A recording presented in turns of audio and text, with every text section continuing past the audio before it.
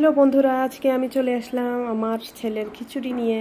তো আমার ছেলে মাছ খেতে খুবই পছন্দ করে।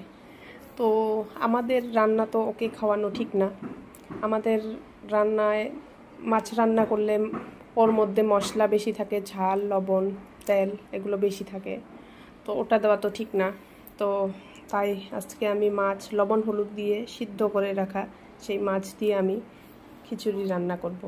তো সবজি তো আমি ওর জন্য তো খিচুড়ি বানাই, আমি ডেইলি বানাই, কিন্তু মাছ দিই না। তো আজকে মাছ দিব। তো এগুলো দিয়ে আমি ডেইলি খিচুড়ি বানিয়ে খাওয়াই। তো এখানে কি কি আছে আপনারা তো দেখতেই পাচ্ছেন, গাজর, আলু, টমেটোর ছালটা আমি চিলিয়ে নিয়েছি, আর পরিমাণটা কমে দিয়েছি। কাঁচা টমেটো আছিল ওটা। তো ওখানে মসুর ডাল, মুগ ডাল, ভুগ চাউল, আবার এখানে রয়েছে সেই সিদ্ধ করে রাখা মাছটি। তো চলুন তাহলে এটা আমি রান্না করে শেষ করি। তো এখানে আছে সেই মাছের, যেটা মাছ সিদ্ধ করে নিয়েছি তার পানিটা এখানে রয়েছে। তো এই পানিতে আমি বানাবো, রান্না করব। মাছের রসটা যেহেতু এখানেই রয়েছে, তো কোনো ব্যাপার না, এটাতে আমি রান্না করে নেব। তো সব কিছু আমি এখানে বসিয়ে নিলাম।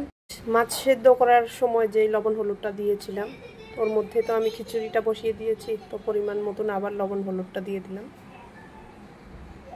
তো এখানে আমি সরিষার তেল দিয়ে দিব।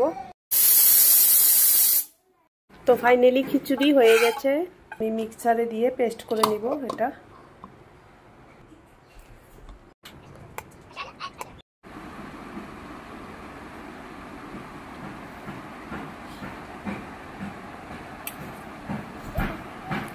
ভালো লাগলে অবশ্যই চ্যানেলটিকে সাবস্ক্রাইব করে দিবেন, সবসময় আমার পাশে থাকবেন। থ্যাংক ইউ ভিডিওটা দেখার জন্য।